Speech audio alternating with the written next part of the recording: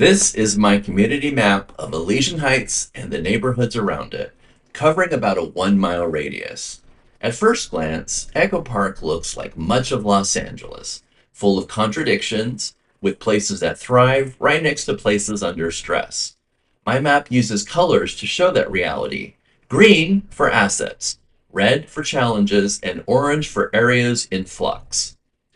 Green zones highlight community strengths. Echo Park Lake is a gathering place where families walk, picnic, and rent swan boats under views of downtown. It also carries memory. Once home to encampments, it was later cleared and landscaped with native plants, a tall fountain, and ducks and geese that locals both admire and complain about. Echo Park trails and picnic benches give families space to connect.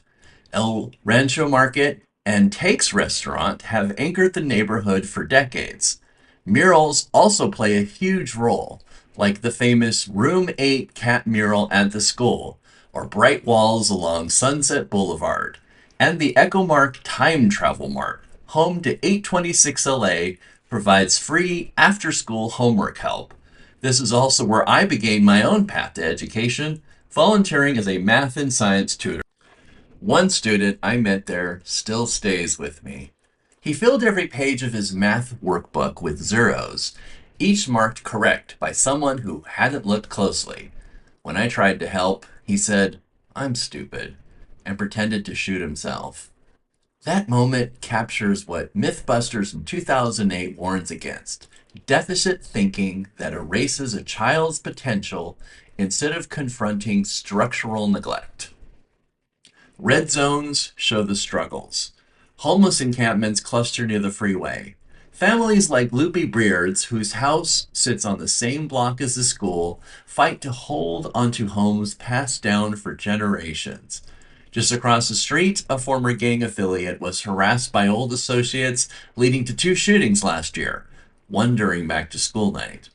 These events traumatize families and remind us how close outside violence can come to children's lives.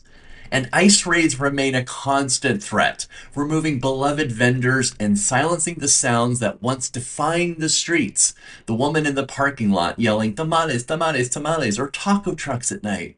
And Birdsong 2005 reminds us resilience is already present in these families. The real issue is the systems that undermine them. Orange zones are a place in flux. Along Sunset Boulevard, some businesses thrive while others sit vacant, covered in graffiti. The thing I like about the city and the thing I don't like are actually similar. Los Angeles has a street art hierarchy. Beautiful and inspiring murals tie into Chicano heritage and are community protected, while throw-ups, tags, and slaps can spark block wars, crew beefs, and cycles of violence. Older homes and apartments in the area, especially along Echo Park Avenue, face pressures from developers who want high-rise complexes. These spaces are caught between old and new, thriving and threatened, often on the same block. Dodger Stadium looms over all of this. For many families, it's a symbol of pride. Dodger gear shows up in murals, graffiti, and on the heads of both Latino and non-Latino locals. There's an irony here. The stadium displaced Mexican-American neighborhoods when it was built, and it still brings gridlock, closed streets, and stress to the community.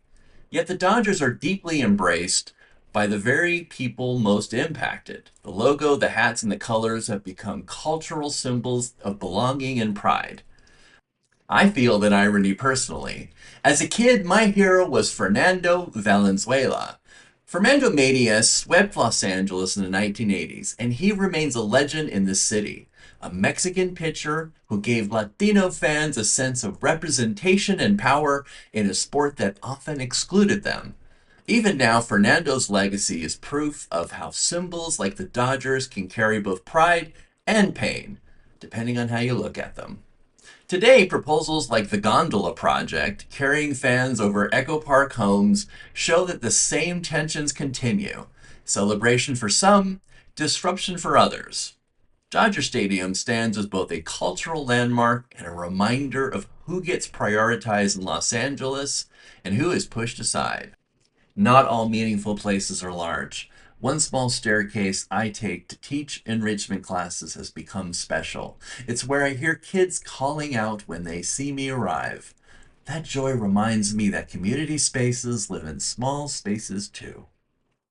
And my students' voices bring the map to life. JH in grade 3 said she loves her friends, feels most welcome in class, but wants more place to play. EP in grade 4 described the neighborhood as old timey, but said the boys' bathroom is unbearable. AP, now in middle school, said she loved the trees and the theater club, but wished for stronger science instruction. Their reflections echo what Gorski 2008 calls for, validating students' experiences and intelligences instead of reducing them to scores or stereotypes. When I first looked at this community, I mostly saw dashboards and test scores.